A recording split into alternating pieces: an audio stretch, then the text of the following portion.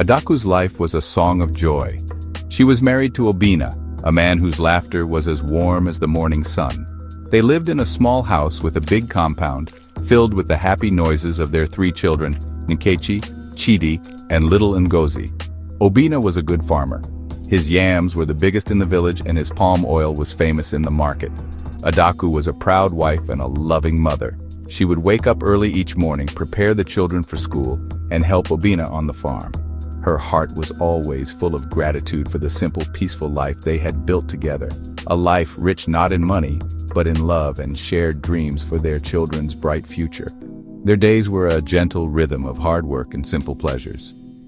In the evenings, after the children were asleep, Adaku and Obina would sit outside under the mango tree. They would talk about their hopes. Obina wanted Chidi to become a teacher, a man of books who could bring knowledge back to their village. He dreamt of Nkechi marrying a good man, and for Ngozi, his youngest, he wished for a life of ease. Adaku would listen, her head resting on his shoulder, feeling safe and cherished. The moon would watch them, a silent witness to their love. She never imagined a day when this warmth would be stolen from her, leaving only a cold, empty space. The children were the center of their world, the very air they breathed. Nkechi, the eldest, was her mother's shadow, already learning the ways of the market and the kitchen with a quiet grace. Chidi was strong and curious, always following his father into the fields, asking questions about the soil and the seasons. And then there was Ngozi, the baby of the family, whose giggles were like tiny bells ringing through the compound. Adaku believed her life was complete. She had a husband who adored her, and children who were her pride. She thought this happiness was a strong wall that nothing could ever break down, a fortress built on the solid ground of family and tradition. Life in the village of Umuofia was guided by ancient customs, and Adaku and Obina respected them. They were part of a large, extended family, and they participated in every festival and every ceremony. They shared their harvest with their neighbors and offered help whenever it was needed. Obina was respected not just for his hard work, but for his kind heart. Adaku, in turn, was admired for her gentle spirit and her devotion to her family. Their home was a place of warmth and welcome. No one who visited left with an empty stomach or a heavy heart. It was a life blessed by the ancestors, a life that seemed destined to continue in its peaceful, predictable way forever. The storm came without warning. One afternoon, while working on the farm, Obina collapsed.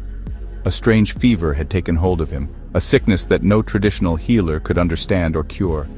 Adaku watched, her heart breaking, as the light in her husband's eyes grew dim. He passed away just as the sun was setting, taking all the light from Adaku's world with him. The village mourned, but no one's grief was as deep or as dark as Adaku's.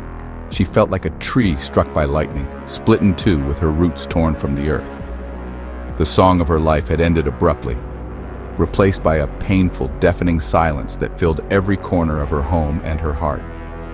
Before Obina's body was even laid to rest, his 2 brothers, Okoro and Ibe, arrived. They did not come with words of comfort or shoulders to cry on. They came with greedy eyes and hungry hearts. Okoro, the elder one, declared that according to tradition, all of Obina's property now belonged to them. He said Adaku was now their responsibility, but she and her children were just mouths to feed. They walked through the house, their footsteps heavy and arrogant, pointing at the yams in the barn, the goats in the pen, and the furniture Obina had so carefully carved. They saw only possessions, not the memories and the love that filled the home. Adaku stood frozen, a statue of disbelief and sorrow. How could this be? These were the men who had shared meals at her table, the men whose children had played with her own. She looked at their faces and saw no trace of kinship, no flicker of sympathy for her loss. They spoke of custom and tradition, but she heard only greed. They claimed everything. The farm Obina had toiled on, the house he had built with his own hands, and even the money he had saved for the children's education. They told her she could stay, but only as a servant in her own home, under their command and control. The betrayal was a sharp knife twisting in her already wounded heart.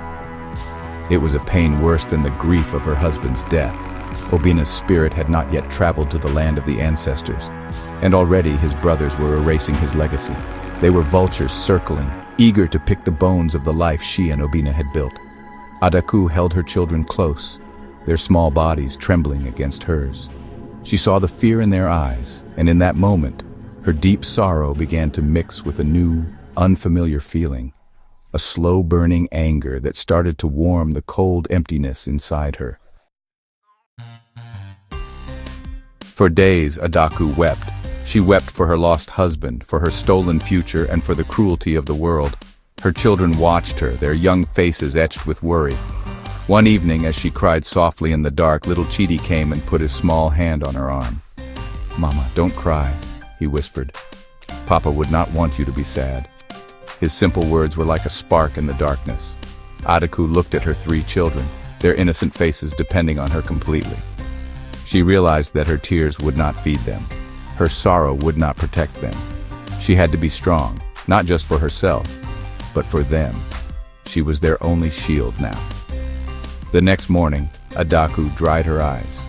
She stood up, her back a little straighter than it had been since Obina's death. She decided she would not be a silent victim. She remembered the stories her grandmother used to tell, stories of strong women who faced down leopards and tamed wild spirits. She was a mother, and a mother's love was the fiercest power in the world. She would fight for her children's inheritance, for their right to the life their father had wanted for them. She did not have physical strength or powerful connections, but she had her mind and a will made of iron. She would not let Okoro and Ibe trample on her family's future. Adaku's first step was to seek wisdom. She went to see the oldest woman in the village, Mama Nkechi, who was known for her sharp mind and her deep knowledge of the old ways. Adaku told her story, her voice steady and clear. Mama Nkechi listened patiently, her wrinkled face showing deep sympathy.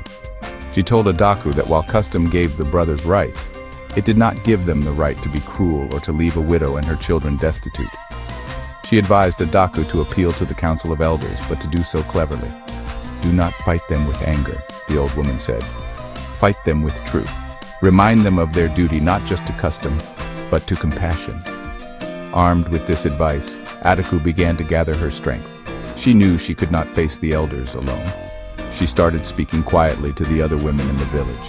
She spoke to the women at the stream where they fetched water, and to the women in the market where they sold their goods. She did not shout or complain. She simply told her story, the story of a mother trying to protect her young. Many of the women had faced their own quiet struggles. They understood her pain and her fear.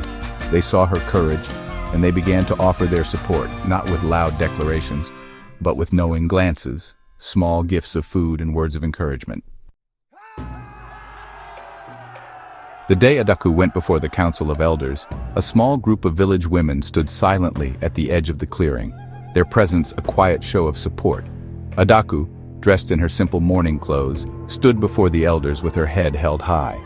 Okoro and Ibe were there, looking confident and dismissive.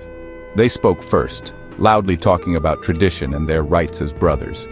They painted Adaku as a difficult woman who was refusing to accept her fate. They expected the elders, all men, to agree with them without question. They believed their victory was already certain. When it was her turn to speak, Adaku did not raise her voice.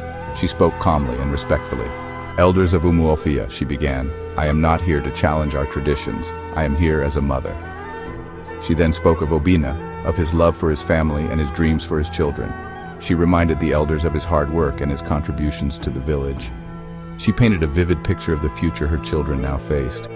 A future without a father, and without the means to get an education or a good start in life. She was not just a widow asking for property, she was a mother fighting for the legacy of a respected man of their village. She then did something clever. She did not ask for all the property back. "Our customs must be respected," she said, "but our compassion must also be heard. Let my husband's brothers take the farm, but I ask you, respected elders, to let me keep our home so my children will have a roof over their heads. And I ask for the savings my husband put aside, not for me, but for the school fees he dreamed of paying." Her reasonable request, framed in the language of a mother's love and a father's dream, made the brothers' greed look ugly and selfish. The elders looked at one another, then at the silent women, and then at the 3 small children standing by Adaku's side. The elders' decision was a victory for Adaku. They ruled that she and her children could keep their home and the money Obina had saved. The brothers were given the farm, but they were also publicly shamed for their lack of compassion. Adaku had not won everything back, but she had won what mattered most: security, and hope. She left the council not as a defeated widow, but as a respected woman who had stood for justice. She began to rebuild her life, starting a small business selling cooked food in the market. Her struggle had been hard, but it had revealed a strength she never knew she possessed. Adaku was no longer just Obina's widow, she was Adaku, a woman of resilience, a mother of courage, walking her own path into a new dawn.